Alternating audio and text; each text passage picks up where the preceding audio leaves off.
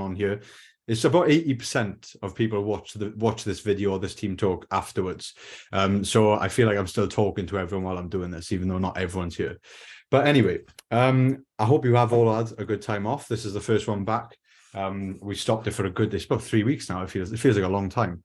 So we're going to kick it off with time management. And the reason why we're doing this is because, like I said in the post earlier, time management is one of the biggest reasons why people fail when it comes to chasing their goals, because they go about it the completely wrong way. So there's a lot of hacks in here that I've mostly taken from people that I've worked with that are actually very successful with business. So this is actually more so going to impact your life rather than just fitness.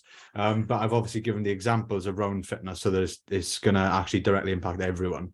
But these are all a lot of things that I do as well. And I've found that have helped me, because one of the things I've struggled with as we've grown is time management. And I'll be totally honest, especially when motivation for my own physique and fitness goes down the pan, your productivity suffers massively. So the first thing you're doing right already, you're getting yourself on track with regards to your fitness and your nutrition. That's going to make you a better person. It's going to make you perform better mentally, as you all probably know by this point. But having these hacks in place as well will make a dramatic change to how productive you can be throughout the week.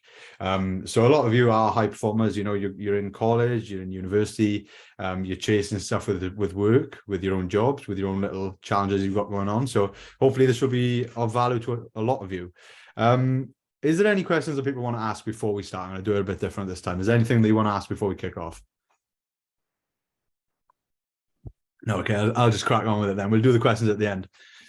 Okay, so I've broken the PowerPoint up as well into a lot sharper so we can move on quicker, right? So time management, basic definition, is the process of directing how much time is spent on certain activities. So we all know what time management actually means, but that is what it is defined as. So good time management will prioritize tasks, it will complete small steps, and it will build into huge achievements. So we all know that we need time management, but very few people actually have very good skills when it comes to time management. Like, how many of you here have to-do lists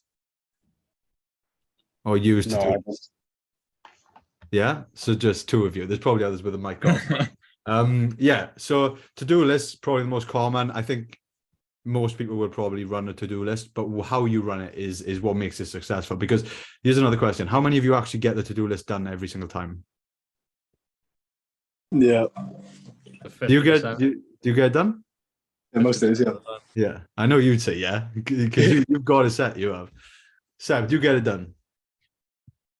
Usually like the most important thing, but sometimes a few of the smaller tasks kind of forget about. Yeah, just run out of time eventually. Yeah. That's actually a good thing though, but I will talk on that later. So poor time management creates stress and headaches. The more time you spend figuring out and procrastinating what to do, I've been there, I'm there still sometimes, and it frustrates me, the more stressed and overwhelmed you feel. This may cause you to make more poor decisions, right? So we've all probably been here at some point, which is why we've probably got to the point. Those of you that are good time management have probably been bad at it at one point. You know, you have to learn the process. So powerful tips: establish consistent time management. That's what we're going to do. So setting smart goals. How many of you know the concept of SMART goal setting? Have you heard that before? I can't remember off the top of my head, but I've heard of it a few times. Yeah, cool. Okay, so it's just a few little is it an acronym? I don't know if that's the word. I think it's an acronym. Is it? No, I don't know. Yeah. Anyway, goals that are specific. So outcome and process goals. We've talked about this, right? I've touched on this before and defined this. So outcome goals are more so the things that we shoot for long term. So for example, it can be winning a gold medal in a sprint. It can be in, with this, it could be like hitting a 100-kilo bench press. It could be losing 10 kilos in body weight or losing a stone in body weight, right? That's an outcome goal.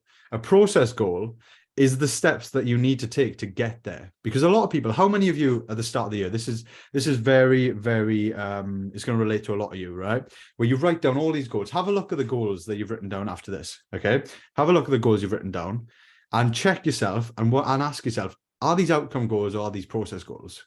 Because the way I set my goals now and the way that they actually get done is I write the outcome goal first, so as a title, then I'll write a list of all of the process goals I'm going to need to do step by step to actually get there. Because a goal without a plan is just a dream. Yeah, we all agree with that. So that's the first part, right? Being very specific with the goal you set. Measuring it, is it measurable? That's right. We have a lot of data tracking going on here. You know that. Is it achievable? Now, this is one I kind of disagree with, right? I like to set goals that are possibly not achievable in most people's eyes, because then it makes you just, you know, you don't want to be average. You don't want to achieve great goals that are still average. But that's just my opinion. Is it relevant? So is the goal actually relevant to the person you want to become? This is how I would define that. Is it in line with the place you want to be in future? So that's very important. And time orientated. I can't even say that word. Deadlines, very important. Now, I will touch on something later on, but yeah, I'll wait for that. So prioritize tasks and process goals wisely. So make it a priority, okay? Making the specific ones a priority, that's the important part. So Seb touched on at the start, he sets goals, or he sets a to-do list, but there's some small things on there that are perhaps not a priority, which is why he hasn't actually got them done. Because I'm sure if his life depended on it, he would have done it, right? So identify the most important tasks and focus on them first. This can help you achieve better results in less time. For example, your training session, time slot, food, shopping, and meal prepping should be at the top, as it will serve the foundation for your success and your happiness. If you do not make these things a priority in your life, you will not get to the position you need to be. All the results you've seen over our pages is because the people that achieve the best results, they make it a non-negotiable that they always have to have food available. They usually have a few meals prep just in case something goes wrong, and they prioritize training no matter what. You know, if you're a very busy worker, it's probably best to get training done first thing in the morning, because no matter what happens in the day, you get it done. If you wake up before the world wakes up, you're going to get your session done. You know, if you wait till the afternoon, what are the chances of that happening? There's probably a lot of things that could crop up that would stop that happening. So it's about making your life and literally changing your wake up time, your bedtime, to making sure that you get these things done. I'm not going to bullshit you and say that all of your goals are achievable if you don't do these things. There are some hard decisions that you have to make sometime. Can you make it a sustainable life choice? Absolutely. Can you make it a sustainable habit? Definitely. But you have actually got to make some sort of sacrifice, whether it is getting up an hour earlier. Okay. So that's the priority. Use technology to your advantage. We live in the day and age, we were just talking about AI, right? It's going to be an absolute game changer. No one even understands its capabilities yet. It's going to change all of our lives, and it's going to come into all of our lives within the next 2 years. I'd say we'd all be using it in some part, okay? Without us probably even realizing. We need to use these things, these tools to our advantage. There's plenty of apps out there. I use Google Calendar personally. I can't even get over. I've only started using it over the last year and a bit, I think. I can't get over how clever it is that it integrates with everything. And then when someone books in a call, for example, it shows up on my phone instantly. I know it's little things like that, but it's like that makes your life so much easier. And when you've got these clear slots and color coded, if you wish, whatever it is, yeah, I was going to go into the detail of it then, but with my own calendar. But yeah, I have clear color coded things of when I have to be free, when I have to have no distractions, you know, so that you can get the most efficient work done. Same goes with your training. Are you blocking off that time during the day where you have to train and nothing is stopping you from doing that? So use the technology that's out there. Don't be the old school mindset of, you know, I want to stay away from technology where I can. And I understand that because you want to be off your phone, but it is there for our advantage and we should take advantage of it. So yeah, get a calendar set up. Create a timeline on that calendar for each task and stick to it. So your calendar should be planned and act as a backbone to your day. Now, if you work in a work environment or something like that, Monday.com is fantastic. So you can actually prioritize tasks. You can tick them off. You can delegate tasks to other people and stuff like that. That's a really, really good one. But if you're just doing it for yourself, then I'd probably stick to Google Calendar. That's where I like. There probably are better apps that I don't even know about. So have a search about and see what you find. But your calendar should be planned and act as the backbone to your day. Although it's never going to be perfect, it'll be better to have a plan than not. Like, relate this to the gym, right? If you go in the gym, as you all have done, and I've done, without a plan, how good is that session compared to when you walk in there with a plan? Now, sometimes someone's sitting on the machine that you want to go on, right? And they're one of those people, I'm not going to swear on you, but that they say, oh, I've got 10 sets left and you can't jump in, right? What do? You have to change it then for that situation, right? I had that text earlier from a client. He was like, oh, this guy's in front of me. He's got 5 sets. He won't let me jump in. And I was like, okay, we'll find something that's extremely similar. And it's going to be the same with with your day-to-day, with your timeline and the timeline you set. Sometimes it's not going to be possible, but it's better to actually have it there because you can refer back to it and say, right, this didn't happen today. I'm going to have to do it later on. You can move it about. It's easy to see. So yeah, having a timeline, having a clear calendar, that helps a lot. Work on the most important thing first. Now, Seb's example again. I feel like I always pick on Seb. I don't know why I do, but I do. So Seb said that he had a to-do list. He had a lot of things on there. Some smaller things didn't get done, but the most important things got done, which is the main priority. Again, he prioritized it, which is good. So he ticked that box, and he made the most important things. He done them first because he didn't do the small tasks and then missed out on the big things. He done the most important things first. And we'll show you a to-do list that it's taken me years, right? I know it sounds stupid because when you see a to-do list, you're like, oh, it's just a to-do list. And I'm speaking fast here now, but I got taught this literally, I think it was 3 months ago, and it's been an absolute game changer. And I'm going to be intrigued to see if Jay's done this before. So you have already set your priorities. Now make sure you act in line with that order. So don't deviate from what you actually prioritize. Make sure you do that in order. Okay. Now this is a bit, I threw this in there. So take breaks, because breaks are important, because most people, including myself, I can't function at 100% on a task for longer than 2 hours. I find, unless I'm really, really in the zone and I'm going for it, and perhaps taking some stuff that is just making me go. But if I'm not in the zone 100%, then 2 hours is kind of my point where I have to take like maybe 5-10 minutes or 15 minutes and just completely phone away, nothing, so I can come back to it. So recovery is important, but relating this to fitness now, right? If you work in a busy job, you've got a family to look after, you've got your training sessions to get done, you've got shopping to get done. It's even the simple things like shopping is hard if you don't prioritize it, and meal prepping for the next day. So you've got to prioritize recovery as well. If you prioritize these other tasks, right, you will be surprised how much hours, literally hours, that you're left with in the day, where you actually get time to recover, relax, enjoy with your family when you're relaxing, all those things. So the key to recovery is actually having this timeline in place and being successful with it and prioritizing your tasks. You will be far less stressful. Recovery will be through the roof. The progression you'll make with your physique then will be so much better. So we know the importance of recovery for growth and repair after training. Make time for rest and relaxation to avoid burnout and maintain a healthy work, life, family, relationship balance. Okay, so that is important as well. But the first things we talked about will be key to achieving that. Now, under set task time, estimates and deadlines. This is something I talked about on my story when I talked about the goals that I was setting for myself this year. Now, Parkinson's law, I'm not sure if you've heard of it. I'm going to ask you now so that I can take a drink. So how many of you have heard of Parkinson's law? No, I haven't. No. Heard of it. I haven't looked into it. I've heard of it though. Okay, you like this one. So Parkinson's law is the theory that the amount of time you give yourself to complete a task is exactly how long it will take you to do it. Right? So this is just a theory. But what it's saying is, if you say to yourself, right, my room's messy, there's no urgency to clean it, but I want to get it done by the end of the week, right? More often than not, it will take you till that final day to do it. If you set, that's if you even set yourself a deadline, or it won't get done. However, if you've got your mother coming up and screaming at you and saying, I need you to get this room cleaned within the next hour because someone's coming over, whatever, then you will get it done within that time. Okay, it's the same task, but what's happened there is urgency, a sense of urgency being set on it.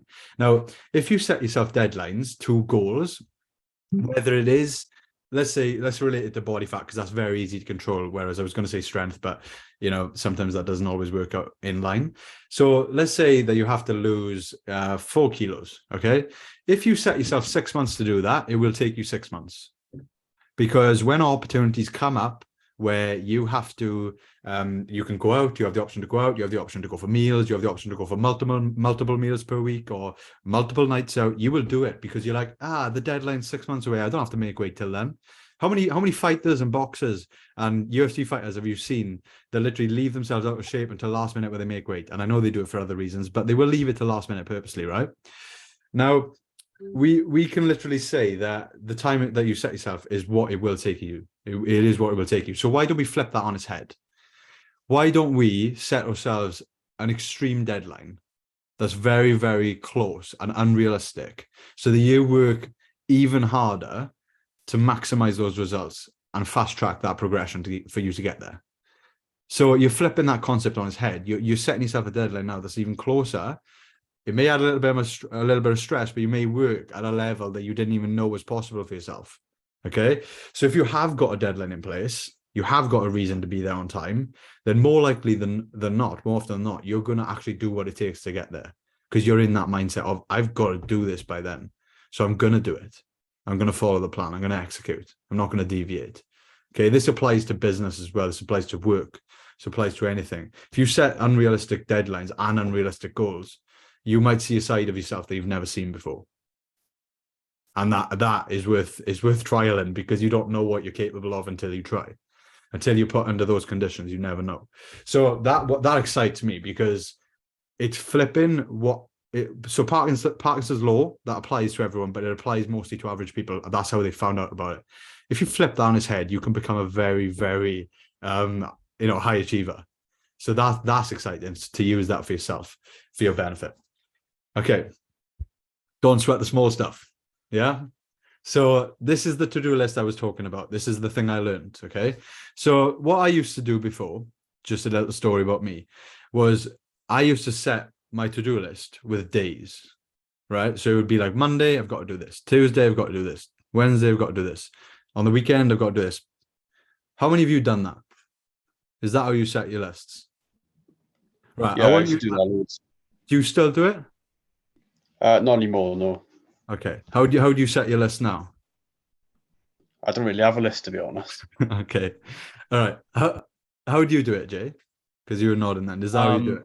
So like, I'll just literally, like, I'll show you my board now. This is just my sorry for the language, my whiteboard. And I'll just literally, I only focus on what I need to do today. Obviously I have like what I need to do, like at the end of the week. So say like Sunday night, I'll analyze how I've done that week, and then I'll plan my like to-do list for the week in my mind of, okay, I kind of want to achieve this by the end of this week. Mm-hmm. And then when like say Monday comes, then I will just focus on the tasks that I can do today. Yeah. And if I knock them out like quickly, this is just what I do. I don't actually put any more things down, because I build up a little winning streak then. Right. So like small wins lead to big ones. Small, like when you hit small, because you know, if I used to set like to-do lists like this big, and I get through like half of them, and because I haven't finished them, I'd feel like shit. Like even though I've done, do you get what I'm saying? 100%. So, like, yeah. I'll do, say I've got like on there, I've got like 7 tests. And I've done like majority of them. I got like 2 left. But once I've done them, that's me done for the day. I know it sounds a bit mad. I could probably do a lot more, but it builds up a winning streak then, and then it leads me on to like everything else, you know? Yeah, 100%. And that's exactly what it is. It's putting yourself in a winning environment, because you're completing what you set yourself to do. You're reinforcing your subconscious basically that you are going to get, and you're going to get it done. You always do. You always get it done. Whereas if you always miss them, it's far easier to miss them, because you're like, I miss it every day. I never complete the tasks anyway. Do you know what I mean? Yeah. So very similar, right, to what you just said. Number one, you're not sweating the small stuff. You're not putting the non-important things on there. The biggest thing I took from you there was that you only set yourself one very important thing you've got to get done that day. That's a game changer, right? That is very important. So I agree with that. I think that you should set yourself one very important thing that is the main priority of that day. When you wake up that day, that is your main focus, and you know it prior to going to bed. Now, the way I structure it now, and it's been a game changer for me, is I now have different categories. So again, same as you, I reevaluate the whole to-do list at the end of a week on the Sunday. For the week, I will set it urgent. So there's urgent tasks that literally have to get done as soon as possible, because sometimes there are multiple. Then there's within 2 to 3 days. So the urgent one will always be for that day that I'm focusing on. If there's anything urgent, got to get done instantly. 2 to 3 days. And again, same as you said, I would never move anything forward then. So if I complete everything on the urgent list, the 2 to 3 days still stays the same, because I've got 2 to 3 days to do it. So I don't no need to move it forward. So you can see here, right, I've put within a week there. But let's say today is the urgent section, right? So once all that gets done, it never gets filled again. okay, until urgent tasks come again. Now, within 1 week or within 2 to 3 days or 4 to 7 days, that will be then tasks that aren't seriously important, but they are still needing to be done pretty soon. Okay. The other thing I do is I stick an estimate of how much time that it's going to take me to do that task. The reason why I do that, let's say you've done all your urgent tasks for the day. You can then look forward on your to-do list without pulling them forward. So you're not creating more anxiety. You're actually in a good mood. You're in a winning mood because you're like, I've done everything urgent. I can chill now and do some really high quality work because I know that I'm not in a rush. And you can look for something. So if you've got an hour available, you're like, right, oh, this takes me 45 minutes. I can really chill and do this well. So I think that having time next to it will be beneficial, because if you've only got 5 minutes, so there's a 5-minute task there, you're like, oh, good, I can do that. Whereas if it's not got estimates, it's much harder to look and think, what can I do? Whereas it clearly jumps out at you then. But yeah, the main moral of this and what I'm trying to say is, if you list it instead of in days or in the dates of like, I've got to do this by this date or this by that date, or instead of having just one big continuous list with no breaks, I would list it in terms of urgency, in terms of the deadline, because then you clearly know what needs to be focused on straight away. So yeah, how do you feel about that? I think that's good, man. Someone will try it, and then I'll get some feedback. It works. It works, and like you get like a feel good factor just by ticking them off, Yeah, 100%. Yeah. I love the little. I use my notes. I just a little dot like. Yeah, I used to like. I've brought the whiteboard out again now because it just feels better. I don't know why. I love a whiteboard as well. Yeah, it's so good. Like, but then I used to use Evernote, so like you can add like the little boxes where you just click them and it ticks them for you. Yeah, that's what I do on the notes. Yeah, that's what I do. So next slide. Learn to say no. I know most of you are probably better at this now, but you've got to ask yourself, right? Someone's mic is. Can you hear that? Yeah. Latency. Hang on, that's all right. Yeah, there we go. Cool. So learning to say no, right? Don't be afraid to say no to tasks or commitments that are not a priority or don't align with your goals. It's a clear question that you've got to ask yourself before you go to do anything or someone asks you to do something. Does this align with my goals? Is this going to mess up my progression? Am I willing to make that sacrifice? We've talked about all the other approaches through Christmas, right? So people can refer back to them if they do decide to make that decision, whether it's going for a meal, going to a party, going for drinks, or even going away for a weekend, right? You can say yes when you want to and take the right approach, but learning to say no when you actually want to say no, that's the key point, is not just saying yes for the sake of it. You've got to be stronger than that when you go through a journey like this, and realize or reevaluate the person you want to become, that you saying no is one of the hardest things to do for some people, because they are people pleasers. They are nice people usually. They want to make people happy, but the key to making other people happy is actually making yourself happy first, right? And I know this sounds a bit cringe, but what do they say on airplanes? They say assist yourself first before you assist others, right? So you've got to make sure that you take care of yourself first before you take care of others. And it's a bit cringe, that, but it is true. So that is pretty much it for that went much quicker than I thought, but that is pretty much it for the time management presentation. I hope there's something you took away from that, even if it's the to-do list or saying no, or there's a few other things. I will release it anyway if you do want to look back at it. But yeah, it's just so good to have you all back on and have a good turnout as well. So everyone is so excited for the new year. Everyone is literally buzzing. It's such a good, positive environment to be in, and with the group as well. I do feel really proud to be part of that with everyone. And I appreciate everything that you put into it. But before we go on, and we're all going to obviously be very successful this year, is there anything that you've got to ask? Any other topics you want to bring up? No questions. That's good. That's good. I'm going to take no questions as a good thing from now on, because everyone seems happy. But no, it's good to see you all. Thank you very much. I think I will leave it there if anyone hasn't got any questions. Just kind of referencing the WhatsApp earlier, can we do like a team talk on supplement stuff, like more underground, not like your typical creatine and underground supplements? No, not like that, but like, do you want me to get the drawers? Hang on. That's overlooked. I know I mentioned the CMOS to you before. Someone else brought that up. And then like the other stuff they were talking about in the WhatsApp, it'd just be interesting to do a deeper dive into that. Yeah. And I know most of it's like, you know, you don't really need it, your diet's in place, but it'd just be interesting to go over. One I'd highly recommend. Yeah, I've been like testing it. It's Tomcat Alley. Yeah, I seen you talking about that earlier. So, like, I'll be honest, I don't know much about it. It's crazy, mate. Like it boosts your total and free testosterone like crazy, bro. Is it legit? Has it got like studies behind it and everything? Yeah, clinical studies, bro, and it takes years to get them for supplements. Do you know what I mean? So like Tomcat Alley, like since I've done it, taken it, like it's done wonders. Like my energy throughout the day is crazy. Like, and obviously when you have like high testosterone as a male, like you're more. Oh my God, yeah. You're more driven, you're more like you want to get out, like you get out of bed easier, you will hit to-do list quicker. Like I found business wise, like taking Tomcat and I've seen no side effects. And you're not on commission either. No, literally, bro, no commission, no referrals, bro. The only side I have to effect ask now with you. I do have to the ask. only side effect is, bro, is just the morning wood is mad. Is it? So it does work. It definitely works. Crazy, bro. I'm not even joking. Like, it's we'll get you to do a talk on it then. We'll get you. Yeah, Tomcat is good, man. I highly recommend it. You know, I'll have to research it because I literally know nothing about it. You would love it, bro. Like you, it's like I feel like it may be placebo, but I feel like since I've been taking it, like I just feel bigger as well. Like I just feel more full and strong. Well, in all fairness, that is the backbone of any steroid cycle. Testosterone, as you probably know. That's it. It's a herb as well. Like, do you know what I mean? Yeah. So it's fine. It's a herb. It's fine. So it's a herb, man. So good. Is Anavar herb? Is Anavar herb? Anyone? You're him by this, bro. It's a tree bark or what? Yeah.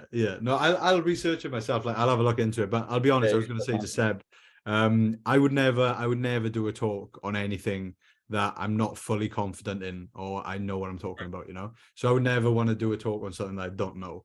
And I think you can appreciate that as well. So yeah. And I know there's like kind of how you're hinting at some of these supplements kind of like sketchy because you're trying to figure out, you know, are they getting a check for it, or you know, it's something new. Like turkesterone was a huge thing for a while. It turned out to just be placebo. Yeah. So I get that from that standpoint, but yeah, it's not just that they don't work. It's like it's money as well, right? For a lot of people, like genuinely now, like a lot of people, when I ask them for budgets for how much they want to then spend on supplements, it's usually like low, and I understand why.